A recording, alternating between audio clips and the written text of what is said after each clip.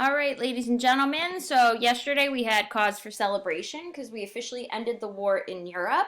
But of course, for the United States, the story was only half done at that point because now our focus needs to be turned to the Pacific. Now, it's great that we get to put 100% focus there now because, as we've already kind of debated earlier, some people argue that fighting in the Pacific ended up being I don't want to say more difficult than the fighting in Europe, but it definitely was more difficult, I think, than anticipated. So with Hitler completely out of the picture with his suicide, we can now focus on winning the war against Japan. So with that, the first phase to fighting in the Pacific, not that it was necessarily intended just for the Pacific, but there was this program called the Manhattan Project. So if you didn't know this, the Manhattan Project is actually what was used. It was like the secret mission to create the world's first atomic bombs. So with that, you see the image of Albert Einstein, or hopefully you recognize him. So first, I think on his behalf, I do want to just let everyone know, he did not create the atomic bombs.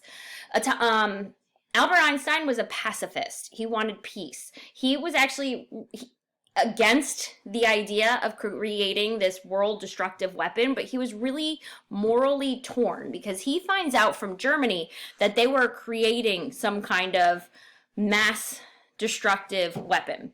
And so with that information, he comes and informs Roosevelt.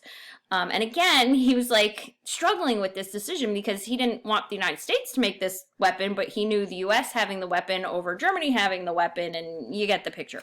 So nonetheless, he informs Roosevelt of this plan. And so with that, we all know Einstein had the famous formula E=mc². So that ties into how an atomic bomb and the splitting of the atoms and everything can be created. So Einstein himself did not create the weapon. He did not construct it in any way, shape, or form. But yes, it was his scientific and mathematical theories and so on that helped develop it. So our own scientists use his discoveries to create the bomb, if that makes sense. With that, the next fascinating phase was just creating the weapon itself.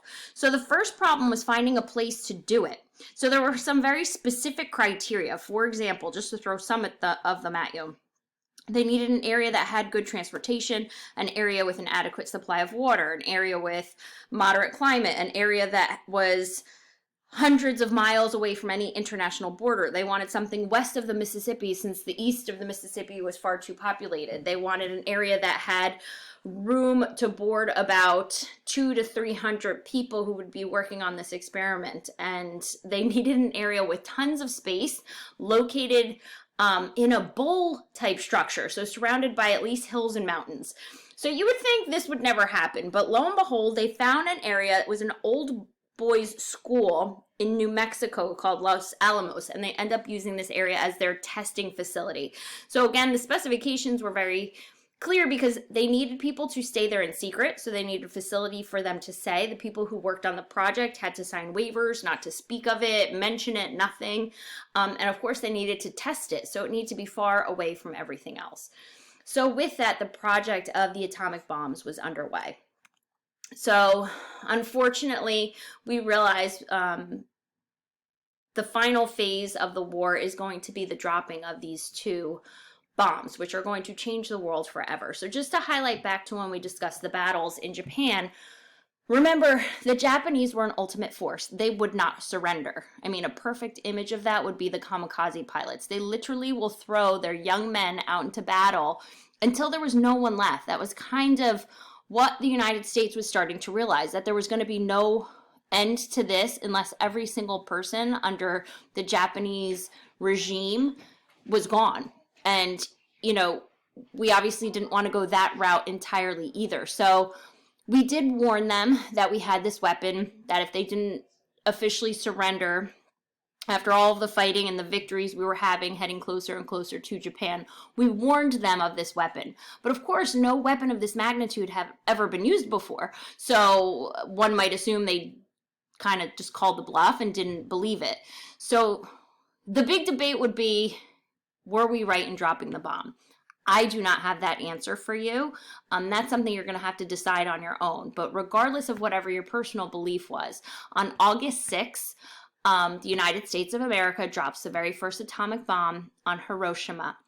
Now, I personally, as a historical mind, having studied some of these battles and seen the documentaries and so on, I can justify a little bit how they dropped that first bomb, because the Japanese were really, they weren't surrendering, basically. They weren't giving in. There was no winning this war. I do have a difficult time justifying the second one. So if anyone has any insight to convince me otherwise, I am all ears on that. But you can see I put the dates up here specifically just so you can see the time frame here. It was just a few days later that we end up dropping the second bomb in Nagasaki. Now, again, we warned them for whatever reason. They still did not, they didn't think, oh, Hiroshima was pretty devastating. We lost so many lives. You know, they still weren't giving up. And so we unfortunately dropped that second bomb on August 9th. Now, part of the argument is maybe they didn't, you know, some of the effects of this weren't seen until months, weeks, you know, years afterwards. So maybe that's why they didn't surrender. I'm not really sure. I don't, again, have answers for these questions as to why we did it, why they didn't believe it, why they wouldn't surrender. I mean, these are just those unanswerable questions that we just add to the list of other ones we've discovered throughout the year.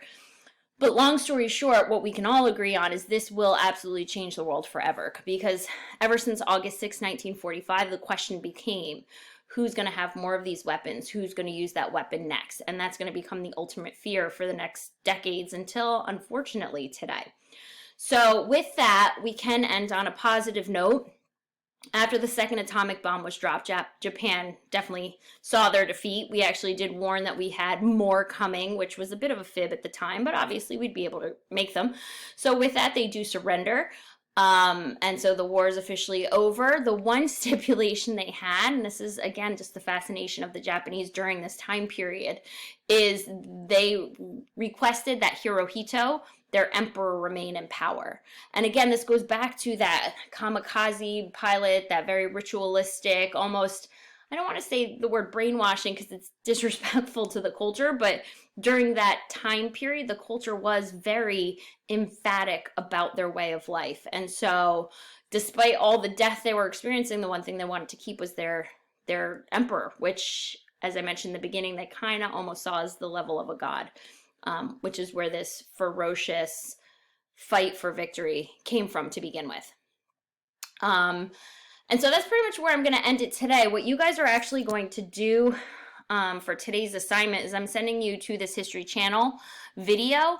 Now, what you're actually going to do, I shouldn't say video, what I'm requiring you to do is read through this documentation. It's just going to give you more information about the project, about the effects of the atomic bomb. You can definitely skim through some of this material, like some of these sections you might find more interesting than others. This is Little Boy and Fat Boy were the nicknames. Isn't that adorable that they gave to the bombs itself? Now, I am going to say this video here, it's only about 2 minutes long, and it goes into the devastation of the bombs itself. It even gives you a warning in the beginning that it's fairly graphic because it gives you some of the images of the hospital wards. It's not too bad. I know based on society today, you guys can all handle it.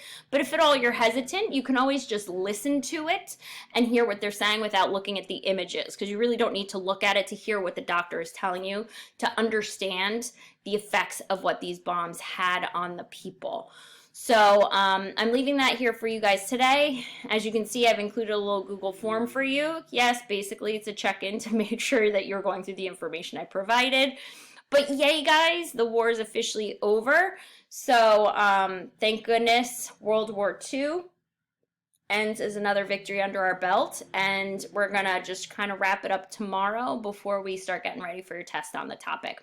If you guys have any questions, please just let me know. You know I'm always around for you. Bye.